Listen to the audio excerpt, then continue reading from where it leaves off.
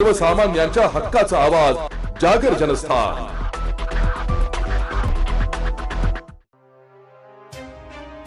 सातपूर परिसरातील दत्तनगर चिंचोळे येथे दुर्घटना घडली आहे। एका गोडाऊनला अचानक भीषण आग लागल्याने परिसरात एकच गोंधळ उडाला। ही आग इतकी भीषण होती की काही क्षणातच संपूर्ण गोडाऊन जळून खाक झाले। घटनेची माहिती मिळताच सामाजिक कार्यकर्ते विजय बुरलकुल यांनी तात्काळ सातपूर अग्निशमन दलाशी संपर्क साधलाय। कॉल मिळताच अग्निशमन दलाचे वाहन चालक तूप लोंढे आणि जवान शिवम लाड, गौरव जाधव, हर्षल कुलकर्णी, ऋषिकेश पवार यांनी घटनास्थळी धाव घेतली आहे। याचबरोबर MIDC अग्निशमन दलाची गाडीही घटनास्थळी दाखल झाली।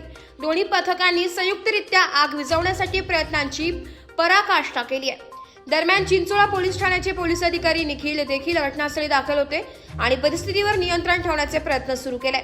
स्थानिक नागरिकांच्या म्हणण्यानुसार गोडाऊनचा मालकाचा संपर्क करण्याचा प्रयत्न करण्यात आला असता त्यांनी येतो बघतो एवढेच उत्तर दिले, मात्र घटनास्थळी ते दाखल झाले नाहीये। या घटनेनंतर नागरिकांमध्ये संतापाची लाट उसळली असून रहिवासी झोनमध्ये हे गोडाऊन कसे उभे राहिले असा गंभीर प्रश्न उपस्थित करण्यात येत आहे। काही जीवितहानी झाली असती तर त्याची जबाबदारी कोण घेणार असा सवालही नागरिकांकडून विचारला जातोय।